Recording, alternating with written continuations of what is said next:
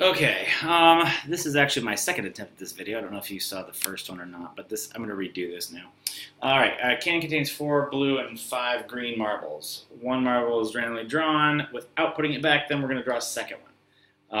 And then we're going to keep track of which one's the first one, which one's the second one. Okay, so we could do this by the way I've been doing this earlier in this section, which is I could draw 9 branches of a tree diagram and show all 9 different marbles, and then on a second level of each of those 9 I could draw another 8 for each one, giving us a total of 72 choices and 72 separate branches. Or check this out, I could also do this. I could say, okay, the first one is either going to be blue or it's going to be green. Now I know what you're going to say. You're going to say, well, you know what, those aren't equally likely, and you're absolutely right. It could be blue or it could be green. But now what we're going to do here is we're going to wait, and we're still talking about the first marble. We're going to put a weight on these branches. We're going to say there's a 4 out of 9 chance that it could be blue, and there's a 5 out of 9 chance that it could be green. So these are not equally weighted branches. There's a bigger chance we're going to be going this way than this way. But these little weights are going to keep track of which is which. Okay, then we go to draw the second marble. That second marble, after the first one is blue, the second one could be blue or green. And after the first one's green, the second one could still be blue or green. So let me designate those here. This could be blue on the second pick, or it could be green. Now, we got to think about this separately here because these are dependent events. This second marble, now realize this is now this branch here, this level, is after I've taken a blue one out. We're kind of in a new can here. We're in the can where there's only 3 blue and 5 green left because one of the blues is gone. So out of the 8 that are still in there, there's only 3 that are still blue. Out of the 8 that are still in there, there are still 5 that are green. That's if I take a blue one out first. That's my chances now on the second marble coming out. If the first one's green, think about the can that's left. If the first one comes out as green, then there's 4 green ones left as we move on, and still 4 blue. So 4 out of the 8 now are still blue, and only 4 out of the 8 are still green. Okay, so now this is weighted. This shows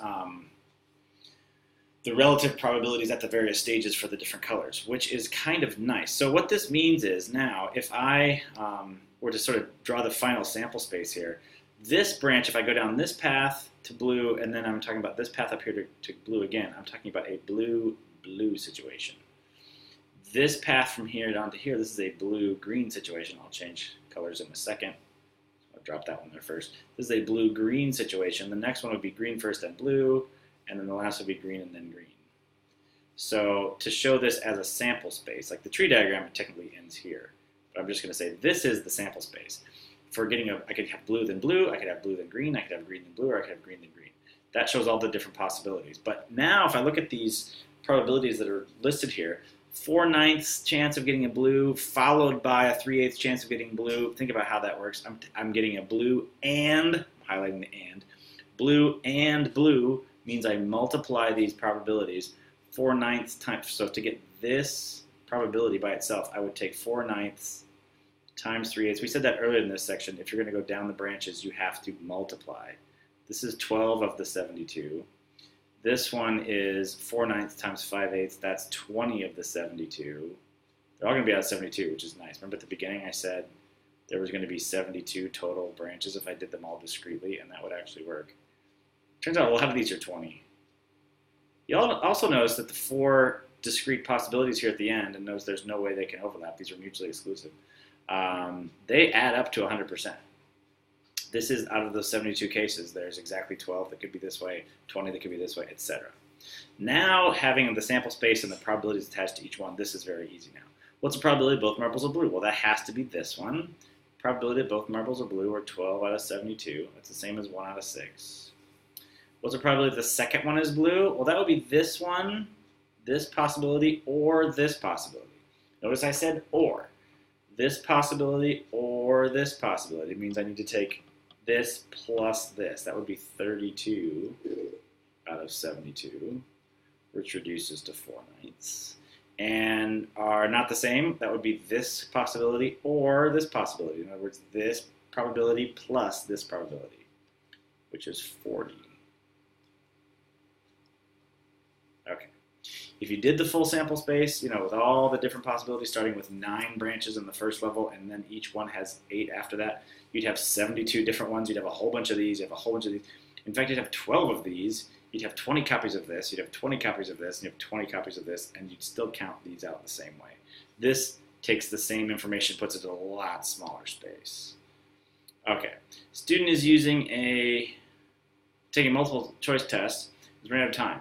He has 3 questions left and decides to guess randomly. Each question has 4 options. What's the probability he guesses at least 2 correctly? Okay, so if we're guessing out of 4 chances, I think you'd have to think about this. Any one question, you got to think about this. It's almost like an unfair coin. You have a 1 out of 4 chance that that's going to be correct. Okay, so we're guessing 3 questions. We could do this as a tree diagram, as the last one. As the last one, that'd be okay. The first one, we're either going to guess correctly or incorrectly. I don't want to think about this as choice A, B, C, D, because I don't know which one's correct. We'll just say correct, incorrect. Question number 1, we got a 1 out of 4 chance of getting correct and a 3 out of 4 chance of getting it incorrect. Second, this is kind of like the coin tree diagram, but we have weights on all these. After the first one's correct, the second one can be correct or incorrect. After the first one's incorrect, the second one will be correct or incorrect. And again, I have 1/4, 3/4 on all these branches. There's more than one way to do this, but we got 3 questions, right? Okay. So the third question will look like this. And whoops, that's not an H, that's an I. Sorry. So we have 1/4, 3/4, 1/4. Now I could calculate all these separate possibilities if I really wanted to. I kind of don't think I need all of them because I don't need all of these possibilities. Whoops, I messed one up, didn't I? This is 1/4 right here. 1/4, 3/4, 1/4, 3/4. All the corrects are 1/4. All the incorrects are 3/4. This sample space looks like this. This is all 3 correct. The next one is correct, correct, incorrect. The next one is correct, incorrect, correct, etc. I did this. This looks a lot like the heads, tails with the coin thing. These last 4 all start with incorrect. This one goes like this, and this goes C-I, C-I. So these are the 8 different possibilities. And to get to each one of them, I can compute the probabilities by multiplying down the branch. The question is, what's the probability he guesses at least 2 correctly? So we got to look at this list and go, okay, at least 2 correctly. That would include that one. I'm still on my green highlighter. That would work for at least 2 correctly. That works for at least 2. Oh, so is that one? I missed that one. At least 2 correctly. I think it's all of these are at least 2 correctly. Now this isn't 4 out of 8. Remember, because these are not all equally likely. These 8 probabilities are not created equal because these are not fair coins, so to speak. I have different weights on the different branches. For example, this first one, correct, correct, correct. You got to be pretty lucky to get all 3 correct. You got to get the first one correct, and the second one correct, and the third one correct. So for this CCC possibility, we only have a 1 out of 64 chance of getting them all correct by guessing. But I don't need to do all these. I only need to do the ones that are in green. So I did that first one. This one, CCI, that would be 1/4, 1/4, 3/4. This one that's CIC, that would be C to I to C. That was 1/4 times 3/4 times 1/4. And this one that's ICC is the same group of stuff. It's just in a slightly different order. Turns out that all of these are exactly the same. All these turn out to be 3 out of 64. There's a 3 out of 64 chance. Whoops, 3 out of 64 chance for all those. You know, I am going to read that. 3 out of 64 chance for any one of those. So